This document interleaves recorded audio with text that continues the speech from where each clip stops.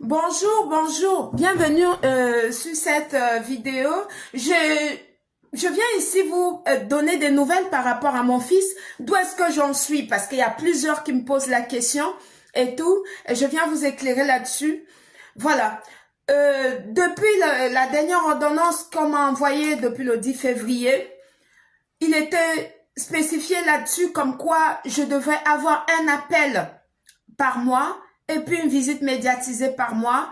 La dame de l'ASE a sollicité la parenthèse et c'est une association et la parenthèse, ils m'ont donné un rendez-vous, je suis allée là-bas et ils m'ont posé des questions.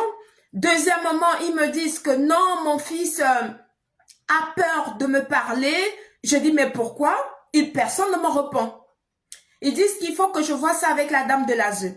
La dame de l'ASE, quand je l'écris, elle ne me répond plus jusqu'à hier. Quand j'ai parlé avec une autre dame du placement spécialisé, c'est là où la dame de l'ASE m'a répondu. Elle ne me répond plus au téléphone, elle n'écrit plus.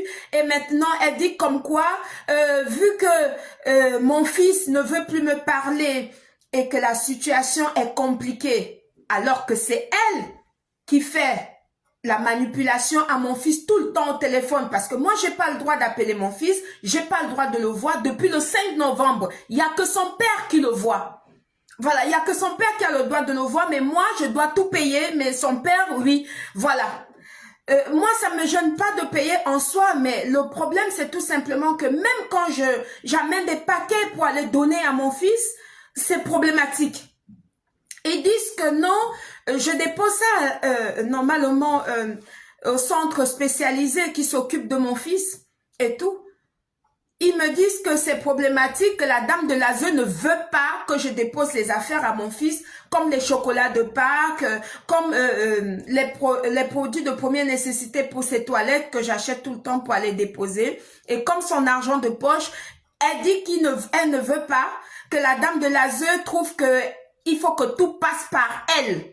Je ne sais pas quelle mission elle est mandatée dans la vie de mon fils, mais je vais voir clair dans cette histoire-là. Pourquoi? Parce que maintenant, elle dit que mon fils est angoissé à l'idée de me voir. Je dis non, je ne l'accepte pas. Mon fils n'a jamais été angoissé de me voir.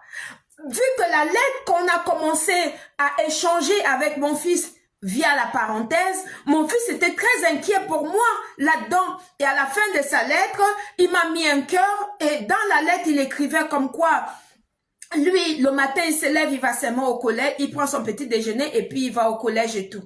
Et qui se souvient